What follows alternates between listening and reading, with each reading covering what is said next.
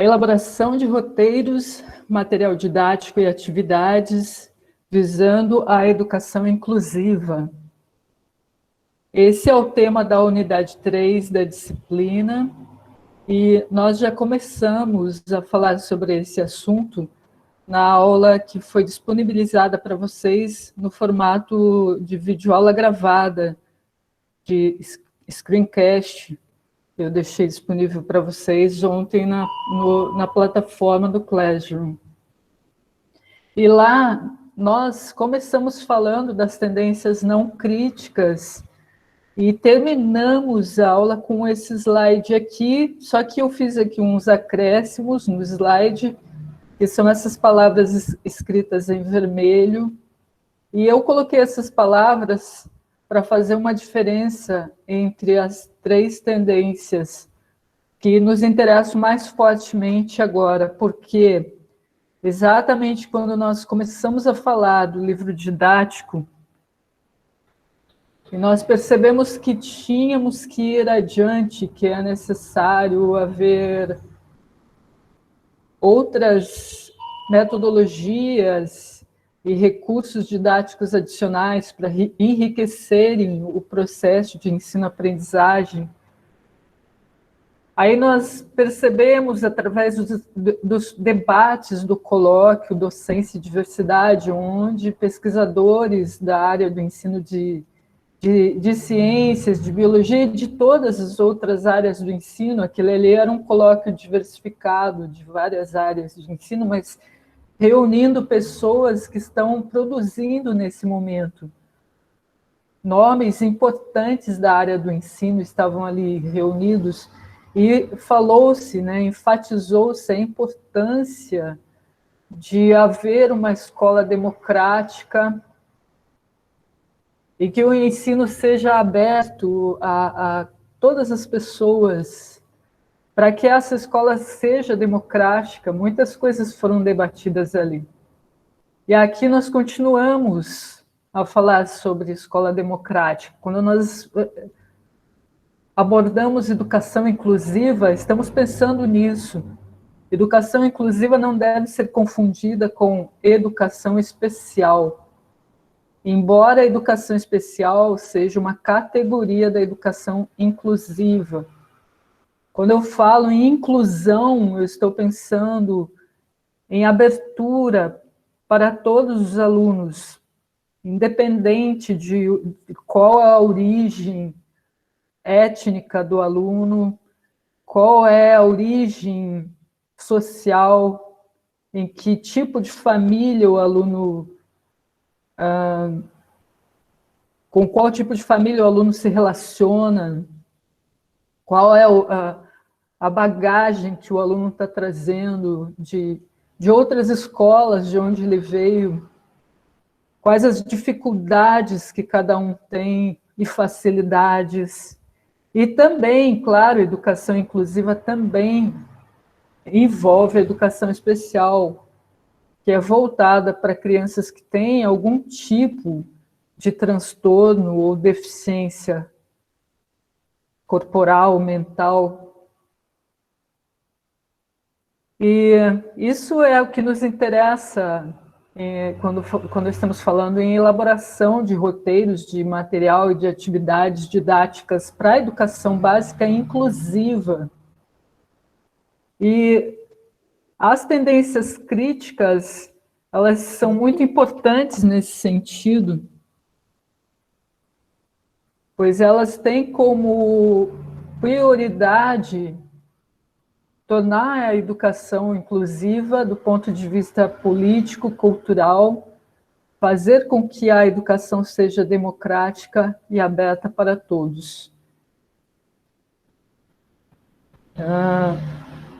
Aqui, nesse slide, que eu já tinha mostrado para vocês, mas agora eu complemento, nós temos, às vezes, as pessoas ficam com um pouco de dificuldade de perceber qual que é a diferença entre a pedagogia libertadora e a pedagogia libertária. E aqui eu coloquei essas palavras-chave, porque elas mostram o que há de mais evidente nesse sentido, diferenciar essas três tendências. O método Paulo Freire é o principal exemplo que nós temos aqui no Brasil de pedagogia libertadora. Ele desenvolveu muito bem essa ideia, essa tendência, essa abordagem. E as abordagens que são mencionadas logo em seguida, CTSA, Ensino de Ciências por Investigação, que é o ENSE, temas ambientais como temas geradores, são exemplos de abordagens na área do ensino de ciências que nos remetem a aspectos do método Paulo Freire aplicados na prática do ensino. Não é que essas abordagens aí, elas tiveram origem, né, ou foram criadas por Paulo Freire. Não façam essa confusão. Elas são influenciadas, elas têm influências da pedagogia libertadora, mas não só isso, elas também são influenciadas pela teoria de Piaget e Vygotsky e outros autores que desenvolveram modelos teóricos na área do ensino e da aprendizagem. Mas a pedagogia libertadora, ela se diferencia das outras duas tendências críticas que estão aí disponíveis para vocês, no sentido que ela busca mais a transformação do aluno no sentido da mobilização, de realmente o alunado se sentir estimulado a colocar a mão na massa mesmo, de participar dos movimentos sociais, de compreender aquilo que ele está aprendendo ao ponto de saber fazer também. Por isso, a palavra mobilização é bem importante. E nós vamos ver esse saber fazer na abordagem CTSA, no ENSE e nos temas geradores. Mas, para completarmos essa diferença entre as três tendências, vejam ali em pedagogia libertária, nós temos um grande nome que é Miguel Arroyo, e eu deixei para vocês disponível uma leitura complementar. É um texto antigo, né? Relativamente antigo, mas um texto importante, é do ano de 1988, e ele não, o conteúdo dele não é desatualizado. Quando vocês leem, vocês vão ver que ele está falando da função social do ensino de ciências, e a maneira como ele fala é contemporânea, é como nós pensamos o ensino de ciências agora, como ele deve realmente ser. E o Miguel Arroyo, ele inclusive esteve presente no colóquio Docência e Diversidade, que nós acabamos de estudar. Ele esteve presente na conferência de abertura, mas ele não estava falando especificamente dessa questão aí do ensino de ciências, ele estava falando da função social, da educação básica como um todo. Mas as ideias são as mesmas, basicamente. Agora, o que nos interessa entender aqui é que a pedagogia libertária ela se diferencia bastante da libertadora, porque ela propõe a educação a partir da autogestão. É uma educação baseada em um trabalho de grupo, que os alunos e os professores trabalhem em conjunto, sem uma hierarquia muito clara dentro de um grupo desses, e que todos tenham direito a gerenciar o seu próprio processo de conhecimento. A pedagogia libertária ela está mais restrita a grupos do movimento anarquista propriamente.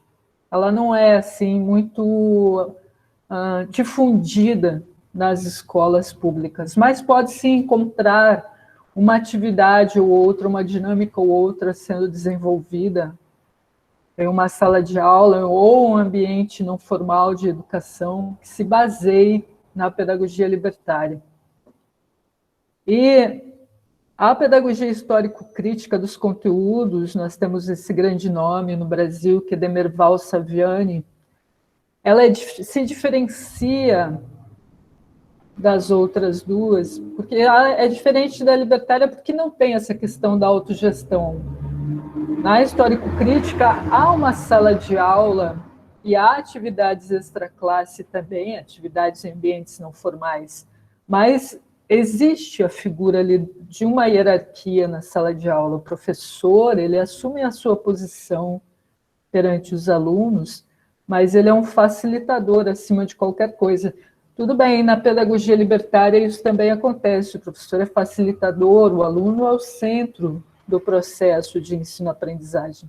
Mas eu comentei, na pedagogia libertadora, a palavra-chave é a mobilização, é preparar o aluno para assumir a sua função social, política, cultural, de transformador, de um agente mesmo de transformação da sociedade. Já Demerval Saviani e a pedagogia histórico-crítica dos conteúdos, ela é mais voltada realmente para uma leitura de mundo, preparar o aluno para fazer uma leitura de mundo diferente, mais crítica, de acordo com a historicidade, a época que se vivencia. É mais a maneira de compreender os conteúdos, a partir de como se olha para eles e os compreende, e se compreende esses conteúdos. É diferente da pedagogia libertadora nesse sentido. E entrando mais no método de Paulo Freire e na pedagogia libertadora, nós temos esses 3 exemplos: a abordagem CTSA, o ensino de ciências por investigação, que é o ENSE, e os temas ambientais como temas geradores. Vocês já devem ter percebido no roteiro da atividade que vocês precisam desenvolver agora, na unidade 3 da disciplina, que vocês precisam, para desenvolver a atividade, vocês precisam escolher uma dessas 3 abordagens aqui. Por esse motivo é importante vocês prestarem atenção agora na explicação e também depois o que precisarem é buscar de mais informações adicionais sobre elas. Vocês vão encontrar muito material disponível na internet. A abordagem CTSA é Ciência, Tecnologia, Sociedade e Ambiente. Às vezes, vocês podem encontrar CTS, que é Ciência, Tecnologia e Sociedade, ou então CTS/CTSA. Por quê? Porque essa abordagem ela surgiu realmente com o nome CTS, Ciência, Tecnologia e Sociedade. Mais recentemente, a dimensão ambiental também foi inserida e ela passou a ser denominada CTSA. Mas ela se refere a uma abordagem que percebe a ciência não como uma atividade neutra, mas uma atividade que tem fortes implicações para a sociedade e que, na verdade, ela é bastante influenciada pela política do governo, tanto a política internacional globalizada quanto a política do país. Por que ela é assim fortemente influenciada? Nós sabemos. Basta observarmos aqui o que acontece dentro do nosso país. As verbas para pesquisa, as verbas para a universidade, os recursos que são direcionados para a pesquisa e para o ensino, esses recursos eles vêm de acordo com os interesses daqueles que estão gerenciando o país. E se aqueles que estão no governo não têm interesse no ensino superior, não têm interesse em educação transformadora, não têm interesse na ciência como uma atividade que pode transformar realmente a sociedade, o que acontece? há uma queda forte no direcionamento de recursos para essas atividades. Ou então, se há um interesse maior num tipo de ciência ou num tipo de ensino, os recursos vão ser direcionados para esse tipo de ciência, esse tipo de ensino que o governo tem interesse em priorizar. E isso já por si só já demonstra, a ciência não é uma atividade neutra, e indo mais além, a nível individual de cada um dos pesquisadores, de cada um dos cientistas, a maneira como cada um faz ciência é aquilo que cada um acredita que é importante fazer. E grupos de cientistas também fazem isso, fortalecem uma determinada abordagem em detrimento de outras abordagens, fortalecem um jeito de ser cientista em detrimento de outros jeitos. E a atividade científica fica com a cara daqueles que estão comandando, que estão controlando o fazer científico. Por esse motivo, ela realmente nunca é uma atividade neutra, e, ao mesmo tempo, aquilo que a ciência vai demonstrando e que a tecnologia vai transferindo para a sociedade em termos de facilidades, isso tudo vai ter implicações muito fortes sobre a sociedade. Nós vemos, nesse momento, por exemplo, como a tecnologia digital está sendo fortemente dominante sobre todos nós.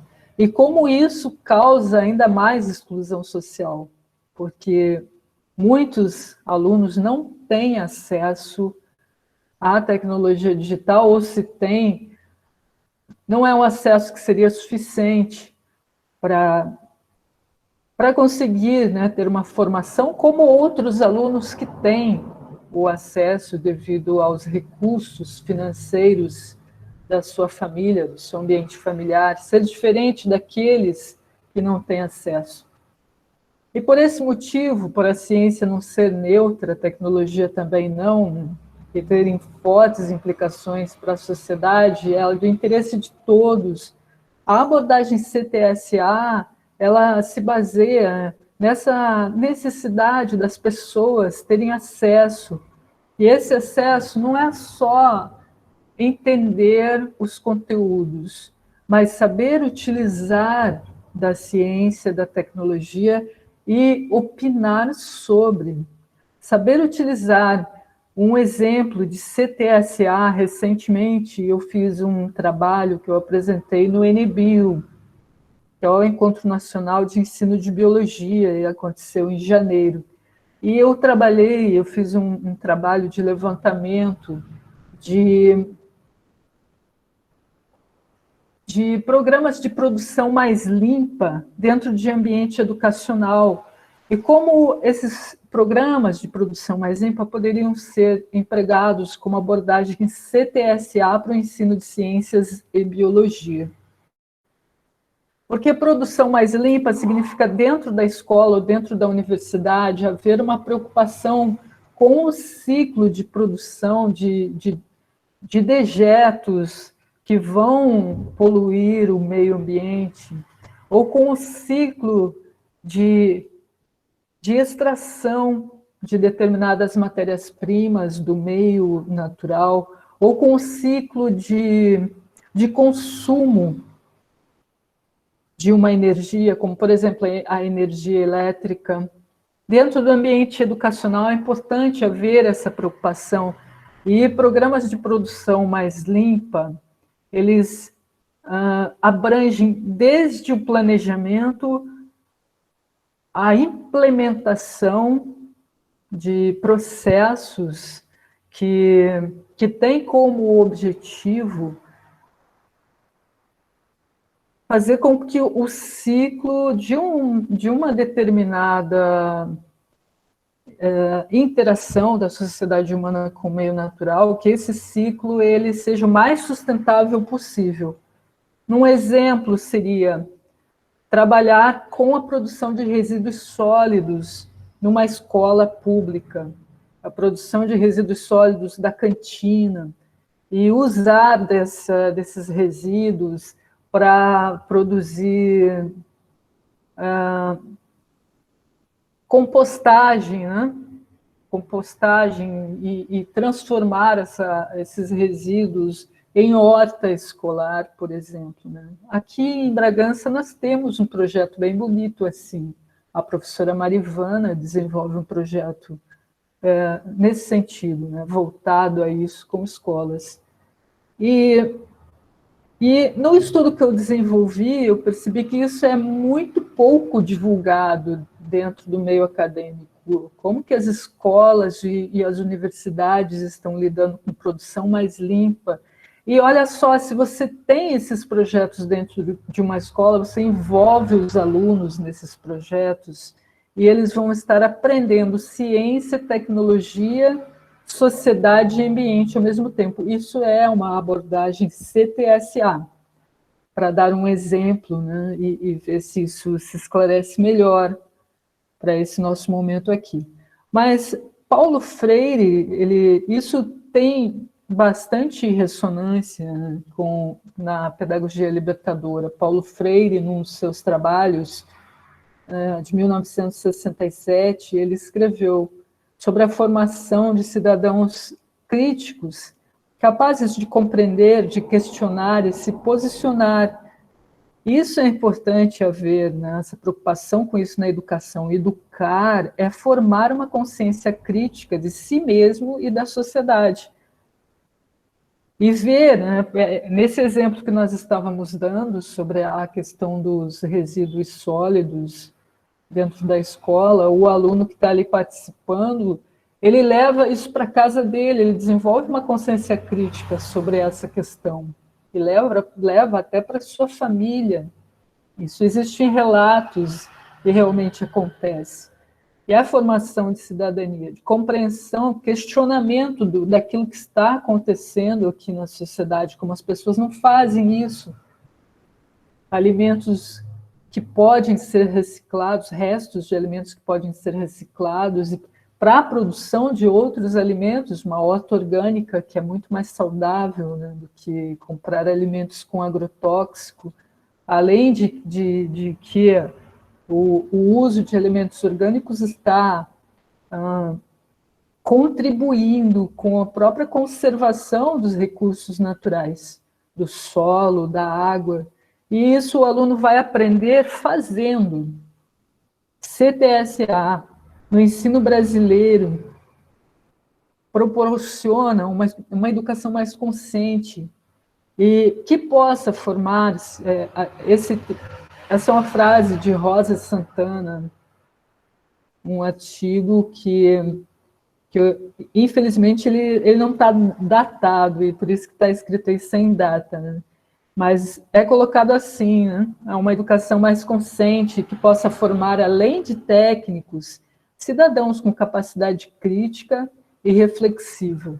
E isso se contrapõe ao que nós percebemos quando nós estávamos estudando as pedagogias não críticas. E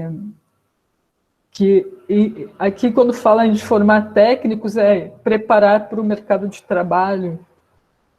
Às vezes até tem, né, uma abordagem de ciência e tecnologia, principalmente no ensino médio que é técnico, existe ciência e tecnologia para aprender a fazer, mas na formação de técnicos, e aqui não, aqui está falando realmente de uma educação que aumenta a capacidade crítica e reflexiva das pessoas. Um exemplo de abordagem CTSA, de Monteiro 2016, aqui vocês veem uma atividade que foi desenvolvida com alunos de uma escola pública, e essa atividade teve 5 momentos. Prestem atenção nesses detalhes, já que vocês precisam trabalhar com uma dessas 3 abordagens aí, né? Aqui é o exemplo da CTSA, mas eu vou mostrar o exemplo de ENSE e de temas geradores. A CTSA, além disso que eu já mencionei, né, da própria produção mais limpa, aqui nós temos mais detalhado um trabalho desse autor. Foram 5 momentos, a atividade começou com o primeiro momento, com o estudo das concepções prévias dos alunos, e era em torno de poluição atmosférica. É importante partir do que os alunos conhecem, isso na pedagogia libertadora é bem claro. E, num segundo momento, teve uma análise de textos, 2 textos, um sobre perigo no ar, outro sobre poluição atmosférica, para aumentar o contato com os conteúdos a serem trabalhados e trazer alguns elementos para a reflexão dos alunos. No terceiro momento, a apresentação do conteúdo foi mais prática. E teve a presença da química orgânica na nossa vida, características do carbono, observação de embalagens, de produtos, né, comercializados, classes funcionais dos compostos orgânicos. Foi uma apresentação a mais, já indo para o lado prático. Mas no quarto momento, aí os alunos participaram de uma gincana, de uma pesquisa, eles construíram moléculas tridimensionais, elaboraram uma paródia sobre o assunto, em torno do assunto, relacionaram a imagem da poluição com compostos estudados e buscaram soluções para um problema que foi apresentado, uma sequência de situações. E no final, o quinto momento, uma avaliação dos alunos, entre eles, e dos alunos para com o projeto em si. É um desencadeamento de atividades que levam a uma compreensão vivenciada daquilo que está sendo estudado. Esse quadro aqui é o quadro 8 de uma sequência didática interdisciplinar. É de um autor, de trabalho de um autor que tem o sobrenome Jesus, de 2019, portanto é bem recente. E aqui ele trabalhou com o ensino médio e, portanto, envolve ciências biológicas e geociências. É interessante porque é interdisciplinar. Vejam ali no quadro, teve 16 aulas na área de ciências biológicas, 7 aulas em geociências e 4 aulas para atividades em conjunto.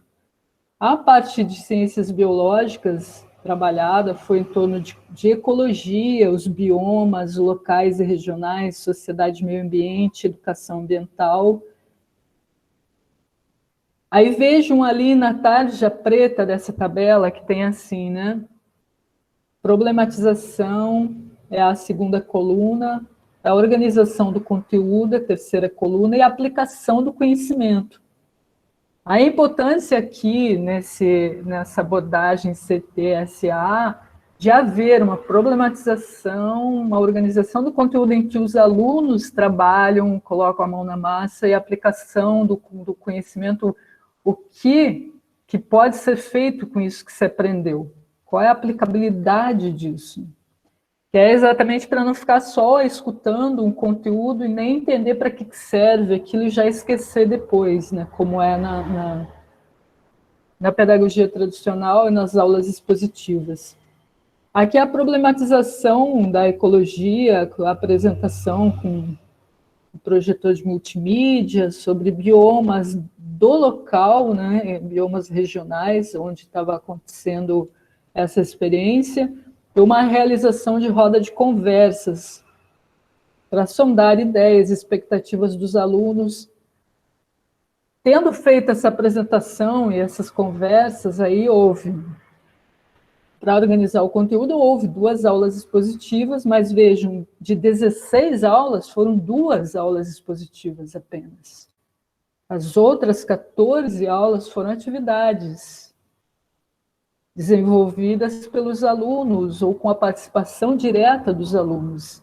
E aqui na organização do conteúdo também teve um teste da pegada ecológica, que foi realizado no laboratório de informática, foi uma aula só.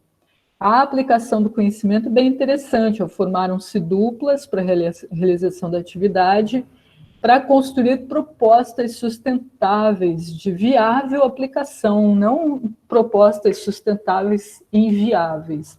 E essas propostas, elas eram de dois tipos: para uma residência sustentável, era um dos tipos, e o outro tipo para uma escola sustentável, propostas a partir do que tinha sido estudado de biomas e sociedade, meio ambiente, educação ambiental, o que foi conversado nas rodas de conversa, o que foi visto na aula expositiva. Aí aqui os alunos pesquisaram e construíram o programa institucional de sustentabilidade da turma, que era a turma M18, como está explicado aí no quadro. Então, elaboraram cartazes propondo princípios de sustentabilidade para casa, para sua própria casa e para a escola. Essa foi a parte da ecologia, mas continuou, né? Na verdade, o professor de ecologia, professor de geografia, trabalhando juntos, isso é interdisciplinar, é muito importante. E na área de geociências, era o trabalho em torno do conteúdo de impactos ambientais. Vejam que aí está explicado, né? Essa atividade ela foi desenvolvida com uma turma do curso técnico em mineração, integrado ao ensino médio, um curso técnico integrado ao ensino médio na área da mineração. E aqui, em geociências, foram organizados grupos de trabalho, teve dinâmicas com esses grupos de responder questões sobre impactos ambientais em papel lembrete, anexar no quadro branco, no momento de reflexão e discussão. Foi apresentado curta-metragem Ilha das Flores, distribuídos materiais aos grupos para elaboração de cartazes sobre homem e natureza. E, de novo, olha ali, na organização do conteúdo teve uma aula expositiva. De 7 aulas, uma apenas foi expositiva. E uma aplicação de um teste no Kahoot, no laboratório de informática. A aplicação do conhecimento foi a produção textual, uma matéria de jornal. Os grupos desenvolveram uma matéria de jornal sobre impactos ambientais, ciência e tecnologia. Eles usaram 3 aulas para fazer isso. No final, houve atividades em conjunto, misturando o que foi feito em ciências biológicas e o que foi feito em geociências. Foram empregadas 4 aulas e teve, na organização do conteúdo, vocês veem ali embaixo a aula de campo na APA, uma área de proteção ambiental da Pedra do Elefante, para análise do bioma local, estudo dos arredores, a realização de um piquenique, visando um momento de integração. No final de tudo, como aplicação do trabalho, houve a exposição no saguão da escola. Muito legal, né? Cheio de detalhes e bem completo, muito interessante. Uma experiência que reformula realmente o pensamento, que leva os alunos a aplicarem aquilo que estão aprendendo e levarem junto com eles para casa, para a vida pessoal, e influenciar até a sua família. Ali nós vimos 2 exemplos de abordagem CTSA, e aqui é o ensino de ciências para investigação em si. Como o nome diz, o ENSE, ele envolve sempre a atividade investigativa. E prevê um ensino que não seja o monólogo, né? Esse monólogo do professor falar sozinho com a turma, mas um diálogo entre professor-aluno e aluno-aluno, para a investigação de assuntos relacionados com os conteúdos. E aqui pode-se também usar uma série de possibilidades, muitas metodologias e recursos didáticos integrados, desde que haja um planejamento. É importante que haja um planejamento muito bem feito. Mas vejam quantas coisas podem ser feitas, né? O uso de aulas experimentais, investigativas, debates, trabalhos em grupos, leituras, visitas, videoaulas, etc. Mas aqui a diferença, nós vimos no CTSA que também pode ter atividades de investigação envolvidas ali. Mas CTSA é mais abrangente. E aqui nós temos uma atividade, obrigatoriamente, o ENSE é uma investigação. E essa investigação é que vai poder envolver várias dessas metodologias ao mesmo tempo. Mas obrigatoriamente uma investigação. CTSA não obrigatoriamente seja investigação, mas pode envolver investigação. E aqui um exemplo de sequência de ensino investigativo que é apresentada por esse autor Paulino, 2020. Esse exemplo de SEI, sequência de ensino investigativo, envolve um problema contextualizado que precisa ser apresentado pelo professor, a atividade de sistematização dos conhecimentos pelos alunos, que pode envolver leituras, discussão, ou até mesmo trabalho de campo. Esse exemplo aqui é porque foi realmente em sala de aula, então leituras, discussão, e a atividade de contextualização dos conhecimentos, que era o quê? De novo, levar para a vida cotidiana dos alunos. O que adianta, né, aprender um monte de conteúdo e não saber qual a aplicação prática disso? Pontos em comum com Paulo Freire, desse ensino de ciências por investigação, a problematização e a dialogicidade no processo de ensino-aprendizagem. Problematizar, Paulo Freire, nós já vamos ver em seguida, quando chegarmos em temas geradores. Ele sempre propôs isso, e ele trabalhava com educação de adultos, ele trabalhou com alfabetização de adultos, e mesmo assim, imaginem, para alfabetizar, ele usou isso, ele desenvolveu o seu método baseado nessa pedagogia libertadora, baseado na problematização e na dialogicidade. Problematizar, quando o Paulo Freire chegava para alfabetizar uma comunidade, se a comunidade era uma comunidade de pescadores, ele ia problematizar a aprendizagem da escrita e da leitura, ele ia abrir para os alunos trazerem os temas geradores. Como que nós vamos aprender a ler e escrever agora? Vamos pensar juntos. E os alunos traziam, né, o que eles queriam, quais as palavras que eram importantes para ser pescador, os termos que eles usam na pesca, o nome dos peixes, as notícias mais recentes que tinham alguma coisa a ver com a comunidade deles ou com a pesca. Esses são temas geradores, são os próprios alunos que levantam. E baseado nisso, que era interesse daquela comunidade, é que Paulo Freire aplicava as metodologias básicas de alfabetizar. Mas alfabetizava usando dos textos que eles traziam, as palavras que eles tinham interesse em aprender inicialmente. E levar isso para a vida pessoal, né? Tá aprendendo a ler aquilo que interessa realmente, né? Levar para a vida pessoal. Dialogicidade aqui significa o diálogo mesmo, professor-aluno e aluno-aluno. E não apenas o monólogo. Aqui tem um exemplo de Paulino 2020, de ENSE. Existem muitos exemplos, é fácil de encontrar essas atividades de ensino de ciências por investigação na internet. Já tem muita coisa sendo produzida em torno disso, até porque temos importantes eventos da área, né, do ensino de ciências e do ensino de biologia, que acontecem e devido à pandemia, agora eles até estão acontecendo online, é até mais fácil de acompanhar, né, esses eventos. Assim, mais fácil no sentido de que se não pode viajar, né, ir lá na cidade onde o evento está acontecendo, se você tiver a internet, conexão, você consegue acompanhar com mais facilidade a partir da sua casa. Eu sei que não é todo mundo que vai ter essa facilidade da internet com boa conexão. Aqui vejam,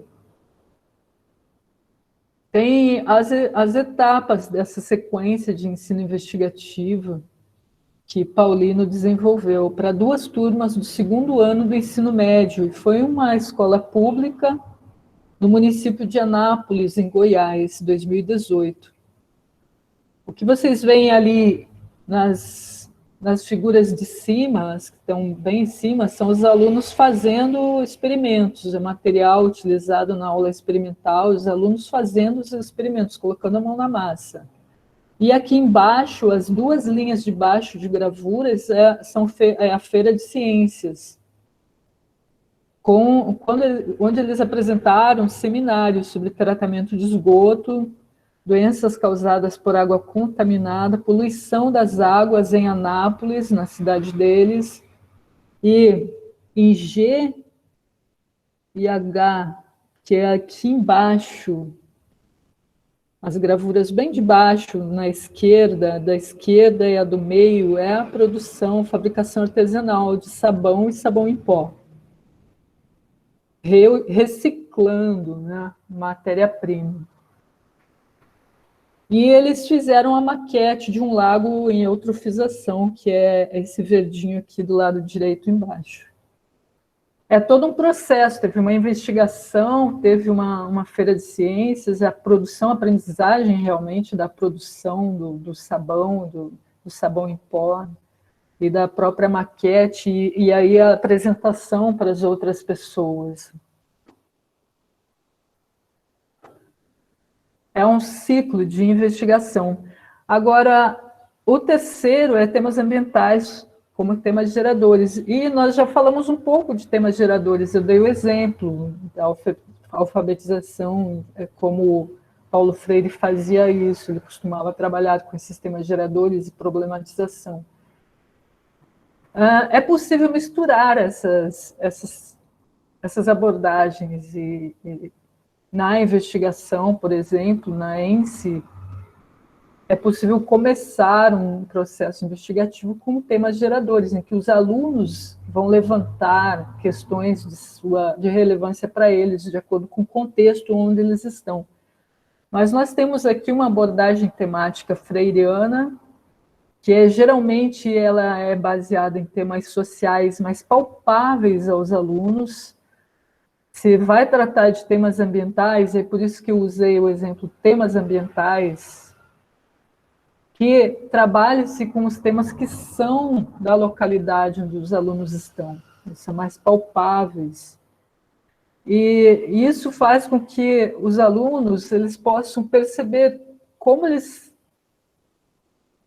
têm condições de participar da tomada de decisão perante problemas realmente da sociedade, usando temas sociais que envolvem, aqui no caso, né, como nós estamos tratando de ensino de ciências, temas sociais que envolvem aspectos científicos e tecnológicos.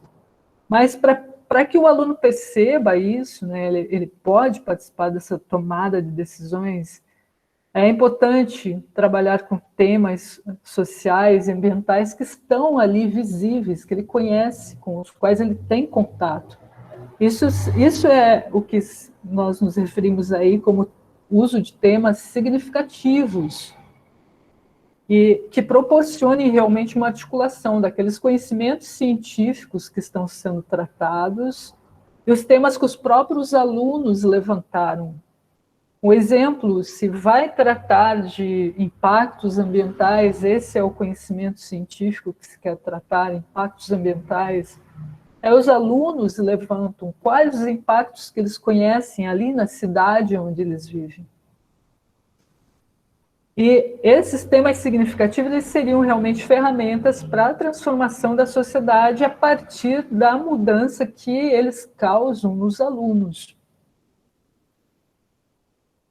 contextualizar, como isso é contextualização, né? Contexto, vem da palavra contexto, contextualizar o ensino de ciências como uma perspectiva de intervenção na sociedade, rompendo com a ideologia dominante, que é a da manutenção dessa situação, né? Que Paulo Freire colocava dessa maneira, a situação de opressor e oprimido, né? Tem tem algumas classes dominantes na sociedade e outras que são dominadas. E que deixam, né? Fica assim mesmo, está acostumada, vive assim mesmo. E chega lá no momento da eleição, vai atrás do quê? Das campanhas eleitorais, sem ter muito senso crítico, vota nessas pessoas, que às vezes nem mereceriam, né, o seu voto de confiança. E essa situação vai sendo mantida. É sobre isso, né? Isso que é uma educação de fato inclusiva. É a inclusão social e política e cultural do educando. Mas ela exige realmente o que foi colocado por Oliveira, 2016, uma postura crítica, de problematização constante, uma leitura de mundo compartilhada, coletivizada em sala. Postura crítica. Sempre que vai entrar num novo tema, uma nova unidade de estudos, gerar uma problematização de alguma maneira, através de uma atividade em que os alunos vão ter que refletir mais, vão ter que trabalhar mais seriamente e que exijam uma elaboração de raciocínio.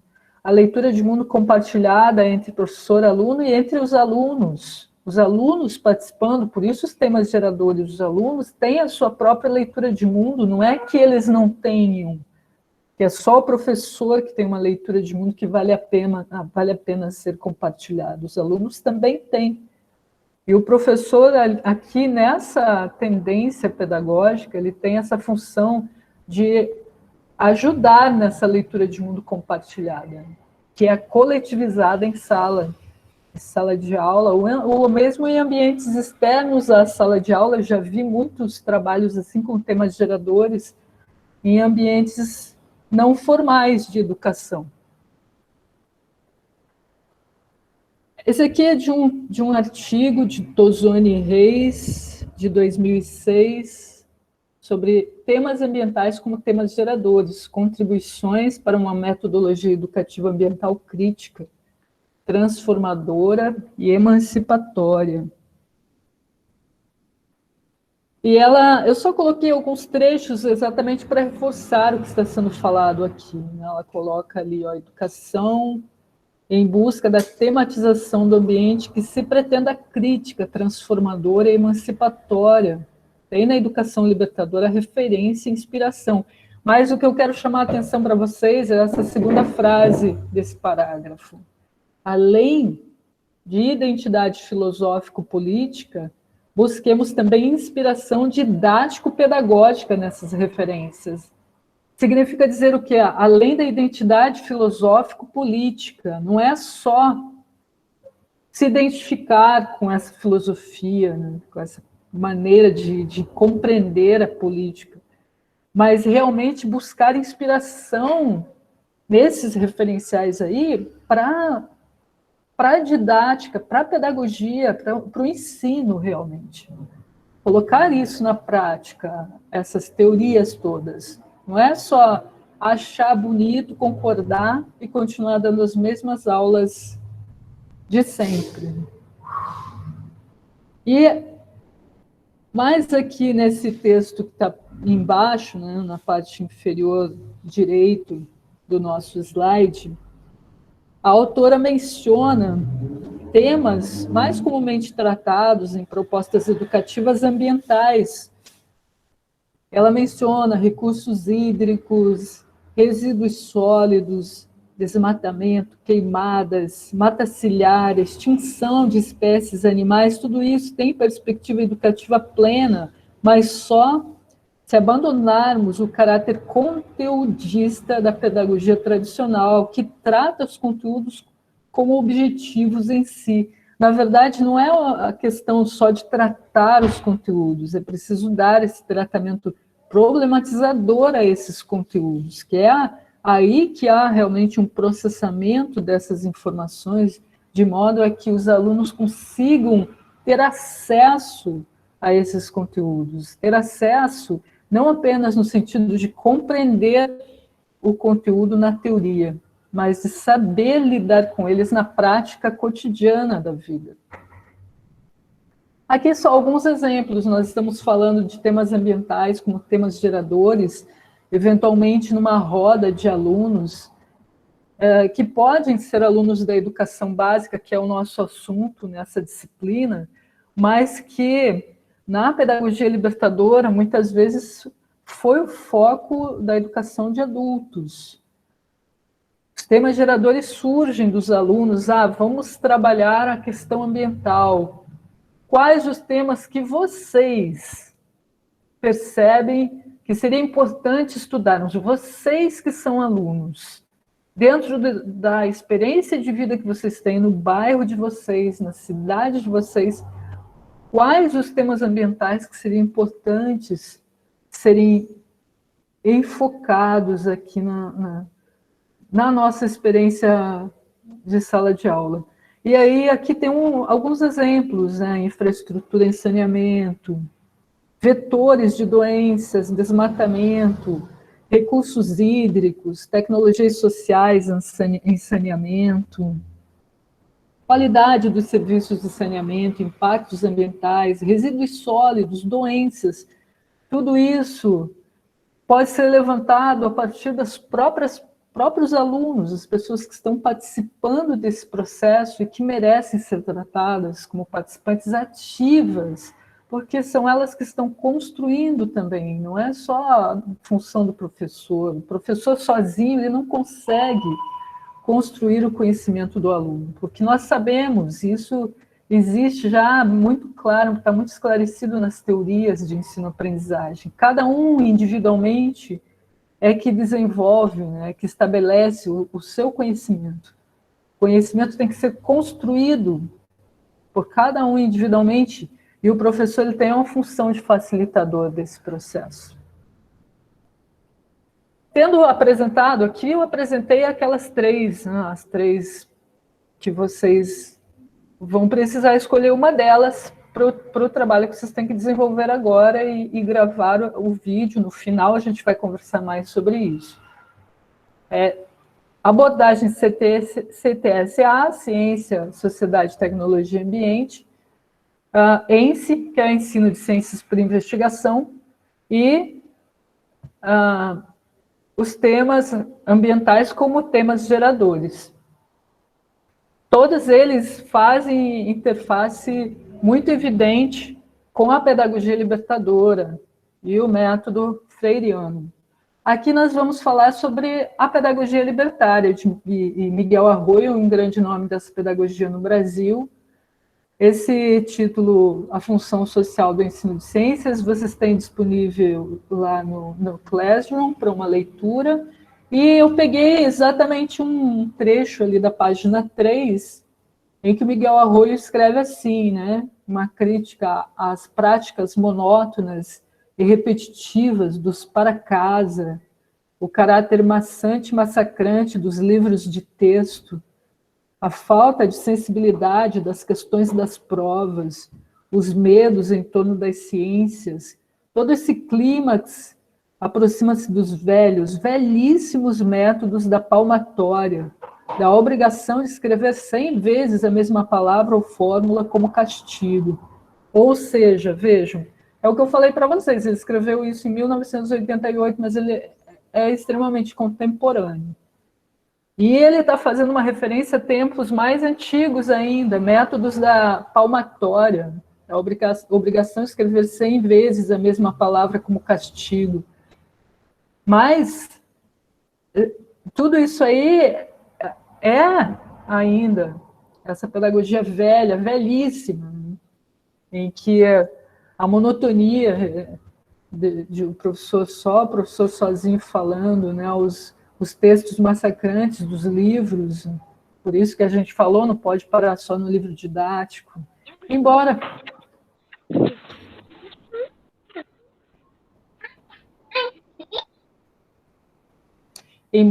a gente tenha, assim, né, alguns livros didáticos que nós vimos que são muito bons, eles não chegam a ser massacrantes, porque eles conseguem fazer e, aliás, o Programa Nacional do Livro Didático já está fazendo, né, essa seleção. A avaliação que vocês fizeram é porque o professor, em geral, ele vai ter várias alternativas de livros para ele escolher qual livro ou coleção de livros que ele vai adotar nas aulas dele. Mas nós vimos que eles são organizados de uma maneira a se tornarem atrativos. E, de qualquer maneira, a falta de sensibilidade das questões de provas, né, isso a gente já conversou aqui também, a avaliação por testes e provas que são pontuais, isso tudo é massacrante e cansativo, e leva muito à evasão, realmente. Muitas pessoas desistem de estudar, né? Porque o que Miguel Arroyo coloca aqui criticamente, uma separação nas aulas de ciências entre ciência técnica, a ciência técnica, e o que é cultura e política. Tá colocado aqui como duas coisas que são separadas: ciência técnica, a cultura e a política, como se fosse possível separar essas coisas. Nós já falamos aqui no início dessa aula, né? A ciência não é neutra, ela não está separada da sociedade, da maneira como a sociedade está funcionando, dos seus governantes. A ciência técnica não tem uma lógica própria, diz Arroyo, nesse mesmo artigo. Não tem uma lógica própria imune à lógica do poder, dos valores, da cultura, das correlações de força, enfim, dos interesses de classe. A ciência e a técnica, elas estão servindo a esses interesses de classe. E por esse motivo, a pedagogia libertária, ela se baseia na cogestão, como eu coloquei para vocês, né, aquela palavra-chave, é cogestão. Os alunos, eles gerenciam a sala de aula ou o ambiente extra classe, onde está acontecendo o evento do ensino e da aprendizagem. Há uma cogestão entre alunos e professor. O professor evita de assumir uma posição diferente dos alunos e dá espaço para a tomada de decisão por parte dos alunos, pela tomada de posição e pelo direcionamento mesmo dos enfoques, né? Mas, assim, é uma pedagogia, como eu falei para vocês, que está bem limitada aos círculos do anarquismo e algumas situações de ensino-aprendizagem dentro de movimentos libertários. Não é algo que seja comum, não vai se encontrar comumente nas salas de aula. É só para compreendermos esse pensamento de Miguel Arroyo, que é um grande nome, é um nome bem importante na área do ensino no nosso país. E mais um pouquinho de pedagogia histórico-crítica dos conteúdos, de Saviani. Saviani, em 2007, ele coloca assim, né, a recusa à lógica do capital e uma busca por sua superação, articulando dialeticamente a educação e sociedade. Para eles, são fundamentos de uma educação histórico-crítica. Recusa à lógica do capital seria, assim, né, essa lógica que está aí, da sociedade capitalista, em que as pessoas geralmente são obrigadas, são forçadas a permanecerem num determinado status quo, um estado dentro da sociedade. Mas Saviani propõe uma superação dessa lógica, articulando dialeticamente. A dialética significa a educação e a sociedade se retroalimentarem. A educação, ela serve à sociedade, mas a sociedade precisa da educação. Uma coisa não independe da outra. O papel da educação é promover a humanização dos indivíduos por meio da socialização do conhecimento que é historicamente elaborado, e por isso que a pedagogia é chamada histórico-crítica dos conteúdos. Cada época produz o seu conhecimento, a sociedade está produzindo conhecimento historicamente.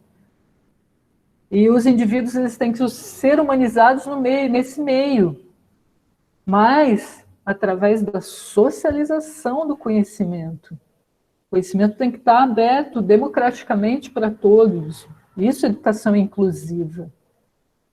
E o ensino de ciências, vejam essa citação de Campos, 2020, no ensino de ciências, os ideários pedagógicos não críticos, aqueles que a gente já comentou na videoaula que vocês viram ontem, aqueles ideários pedagógicos não críticos, muitas vezes colocam-se até como inovadores, mas contribuem cada vez mais para a manutenção da lógica do capital.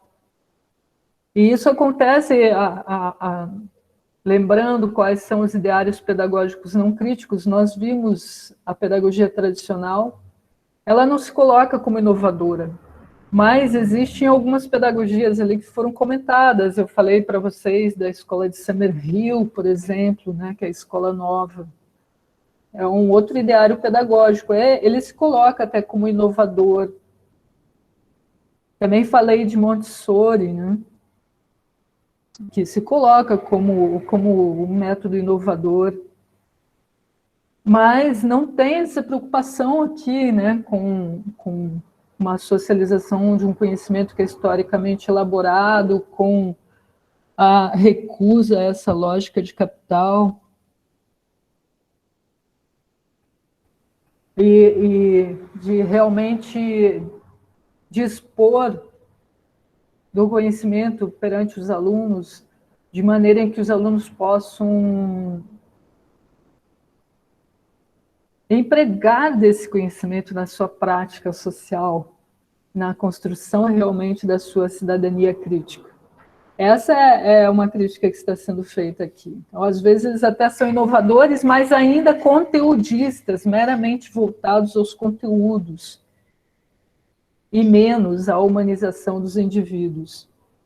Aí, Marcília, outro autor, coloca, não basta colocar os problemas ou deixar que o aluno busque as respostas sozinho, é preciso orientar o aprimoramento, dirigir intencionalmente o processo educativo, fazendo-o sair de uma representação caótica do todo, para voltar a ele recompondo suas estruturas. E isso daqui é bem baseado nas teorias até de Piaget, de Vygotsky, teorias básicas de ensino-aprendizagem.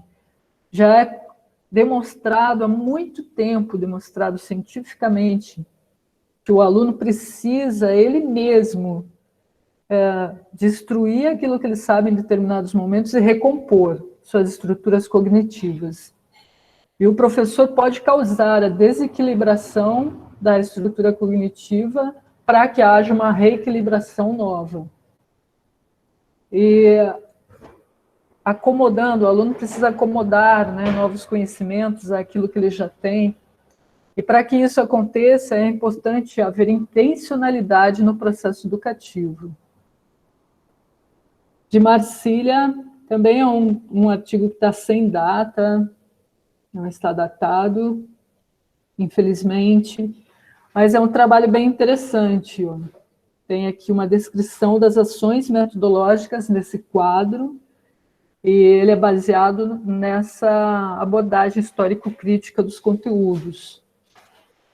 Contém um trabalho com os alunos, que contém um ponto de partida da prática educativa, uma conversa, aqui é sobre a água, esse trabalho, então na conversa verificar como os alunos identificam a origem da água, a sua adequação para consumo, as características para uso em diferentes situações. A partir desse início de saber, aqui a histórico-crítica, ela também sempre parte daquilo que os alunos conhecem. É importante ter essa conversa inicial. E também, de uma aula para outra, no final da aula, o professor propõe que o aluno aplique, procure aplicar aquilo que ele aprendeu naquela aula, que ele comece a observar a aplicação daquilo quando ele sair da sala de aula, que na próxima aula, no próximo encontro, o professor retoma, ele volta a partir daquelas aplicações que foram feitas pelo aluno ou pelos alunos, né, depois que ele saiu da aula. Mas aqui, então, desde o ponto de partida, tem uma problematização, questionamentos refletindo sobre as implicações, além daquelas que foram mencionadas no ponto de partida. Essa problematização quer fazer com que os alunos saiam exatamente desse ponto, né, em que eles estão e se abram para um outro momento, para um outro conhecimento, ou seja, desequilibrar, causar uma desequilibração a partir de questionamentos, que os alunos comecem a refletir para além daquilo que eles achavam que já sabiam. E aí, realmente, tendo problematizado da instrumentalização, e aqui nesse experimento foram caça-palavras com características da água adequada para beber, algumas fontes de água, leitura e discussão de notícias sobre esgoto, assoreamento, lixo, economia da água. Houve a apresentação do ciclo da água, o reconhecimento de usos da água, a escrita descritiva de situações e a leitura de uma cartilha da água, que fala sobre desperdícios, sobre doenças, a importância das matas ciliares. Vejam, instrumentalização. O que é a catarse? A catarse é o momento de mudar, então, aquele raciocínio que havia. É uma mudança, é o momento da mudança. E tem aqui 3 elementos, uma lista de ações de consumo consciente e preservação da água, e os alunos desenharam esgoto a céu aberto, esgoto tratado, ciclo da água, a elaboração de histórias em quadrinhos coletiva, com material imantado, e de história em quadrinho coletiva sobre a água, em papel. Essa foi a catarse. E o ponto de chegada da prática educativa em si, que aqui é que realmente espera-se que seja uma prática social que foi modificada através de tudo isso que foi realizado. Então, a elaboração de catarses sobre o meio ambiente e, de novo, a elaboração de histórias em quadrinhos, mas usando um software para a criação de histórias individuais. Ou seja, não é só ali escutar, tem também, né, lá no ponto de partida, uma discussão e com os alunos, a problematização, levantando questionamentos. Na instrumentalização, tem várias coisas que os alunos fazem também. E a catarse, mas no ponto de chegada, tudo isso, o aluno está colocando a mão na massa, está fazendo realmente, está pensando, está refletindo, está desestruturando estruturas cognitivas que haviam e estruturando outras com a ajuda do professor. E com base em temas que os próprios alunos levantaram. Aqui também a gente vê essa questão de temas geradores, como acontece na pedagogia de Paulo Freire. Para finalizar, algumas considerações. Nós vimos que a ciência não é uma atividade neutra. Cidadãos críticos têm que saber se posicionar e atuar. Não adianta apenas ficar escutando os conteúdos, tem que usar desses conteúdos e praticar.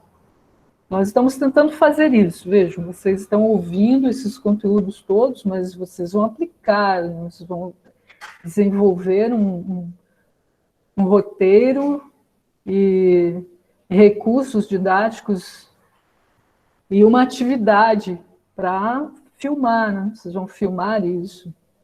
Não é só para mim, não é porque eu pedi para vocês fazerem, vocês estão fazendo isso para vocês terem essa experiência com esse conteúdo teórico, mas na prática, de maneira que vocês possam compreender melhor esses conteúdos e saberem usar deles. Saberem se posicionar, atuar. É isso, a função social do ensino de ciências e de biologia também. Romper com a ideologia dominante, que faz essa divisão que foi mencionada por Miguel Arroyo, de ciência e técnica é uma coisa, cultura e política outra, não mistura essas duas coisas, como se fosse possível haver essa ruptura. Na verdade, não é. E essas abordagens, agora aparecem as 3 abordagens aí novamente, para fazermos considerações finais sobre elas. Essas abordagens CTSA, ENSE, os temas geradores, todas elas visam fazer romper realmente com essa divisão aí, né? Com essa bifurcação. Tem que haver uma aproximação entre a ciência, a tecnologia e a sociedade. Isso está na abordagem CTSA muito claramente, que trabalha em torno da elaboração do conhecimento através do uso no contexto em que o aluno está. E aí lembrem daquele exemplo que eu dei, né, de aproveitar os resíduos sólidos da cantina no ambiente escolar para produzir uma horta orgânica. Isso é bem essa abordagem. É a elaboração do conhecimento pelo uso, no contexto do aluno, no contexto em que ele está. Em seu ensino de ciências por investigação, o aluno estabelece o conhecimento por meio da testagem de hipóteses. O aluno tem essa oportunidade de levantar hipóteses sobre uma problematização e testar essas hipóteses, chegar a determinadas conclusões, mesmo que as conclusões não estejam corretas, ou sejam quase certas. Um aluno vai ajudar o outro e o professor vai estar ali facilitando. Até que no final há uma síntese do grupo como um todo, e aí sim é importante a presença do professor para as conclusões. E tenham certeza que os alunos não vão esquecer, quando a experiência for significativa, eles não vão esquecer da experiência e do resultado dela. Vai ser muito mais aplicado o conhecimento do que meramente uma aula expositiva. Os temas ambientais, como temas geradores, vêm das sugestões dos educandos. O ensino se dá a partir do que eles vivenciam no cotidiano, de maneira em que o conteúdo que está sendo trabalhado ele seja melhor absorvido, porque ele vai fazer mais sentido, ele vai se tornar mais significativo para os educandos. Nós temos essas 3 abordagens para vocês trabalharem na prática, e elas têm uma relação forte com a maneira realmente de propor a educação da pedagogia libertadora.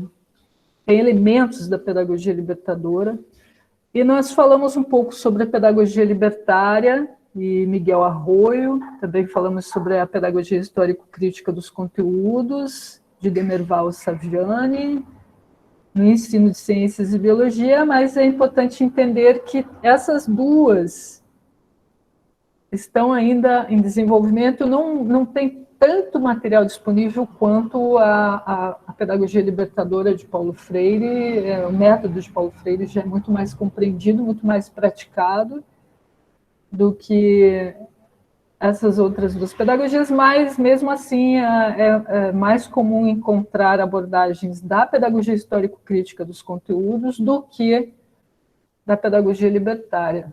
Tenho visto pedagogia libertária mais em grupos de adultos e do ensino superior, principalmente. É isso que eu precisava apresentar para vocês. Tenham todos uma ótima tarde. Não saiam, que nós ainda temos aquela nossa conversa final, exatamente sobre a parte prática, que é o que eu coloquei aí. Vamos trabalhar com aspectos da pedagogia libertadora. E esse quadro é uma gravura de Paulo Freire.